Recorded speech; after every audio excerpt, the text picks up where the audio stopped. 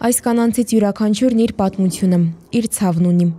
2023 թվականի սեպտեմբերի 25-ին տեղի ունեցած Պայթյունի զոհերի հարազատները ողբերգական դեպքից 2 տարի անց որևէ կարգավիճակ չունեն։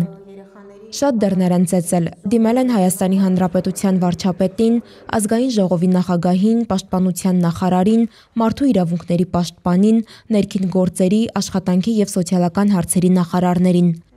Նրանց լսել են, սակայն ոչ մեկը չի կարողացել պատասխանել մի պարզ հարցի։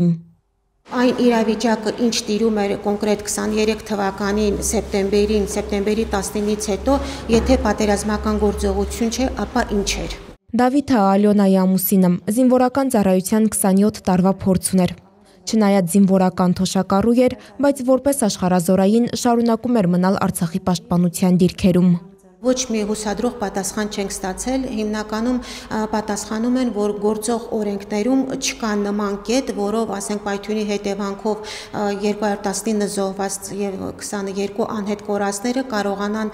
կարգավիճակ ստանան։ Ողբերգական Պայթյունի հետևանքով Արցախում 219 մարդ է զոհվել։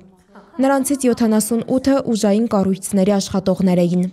Ներքին գործերի նախարարության աշխատող կապիտան Էրիկ Բաղիշյանի այրին այսօր բազմաթիվ սոցիալական խնդիրների առաջ է կանգնած։ Ուր որ գնում եք, այդ փաստաթուղթներ պետք գալիս։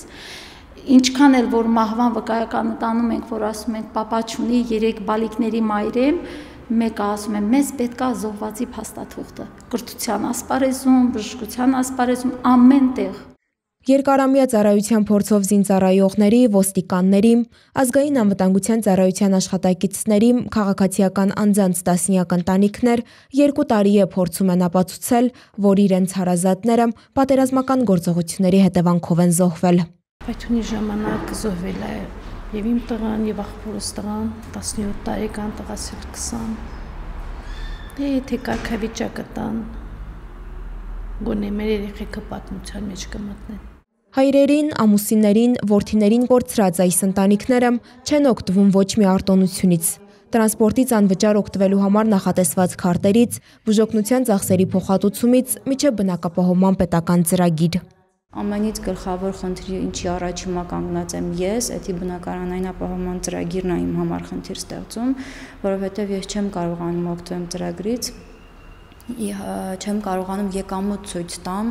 բանկերի հետ գործարկանելու պահով, չեմ կարողանում տարածքային ուրիշ տեղ գնամ, օրինակ ասում են ծայրամասերում ապրեք կամ սահմանային ապրեք, սահմանային ապրելուց պետք է կարողանաս նաև աշխատես, որպեսզի անչափահասներդ մեծացնես, այդ աշխատանքը չես կարող անել ընդ։ Հարցն օրեր առաջ նաև Հայաստանի ազգային ժողովում է քննարկվել։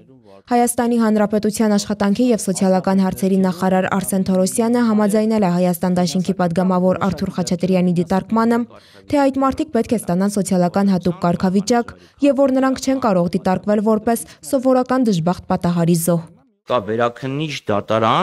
դատարանի որոշում, որը հստակ գրել է, որ այդ մարդիկ դժբախտ պատահարի զոհ չեն, դա պատերազմական գործողությունների հետևանքի զոհ է։ Եթե ինչ-որ եզրահանգման գանք, դրա մասին կհայտարարենք, մենք էլ ենք համարում, որ դա պարզապես դժբախտ պատահար չի եւ այլ հավասար պայմաններում պարզապես տեղի չեր ունենա։ Թե երբ կավարտվի քննարկման փուլը հայտնի չէ, եւ թե ինչ կորոշեն Հայաստանի իշխանությունները նույնպես։ Առանց այդ օգնության, առանց այդ կարգավիճակի, որը կտան նաև լիքը արտոնությունների այդ ընտանիքներին, ուղղակի հնարավոր չի Հայաստանում ապրել։ Պետք է արտագաղթի ճամփա բռնենք։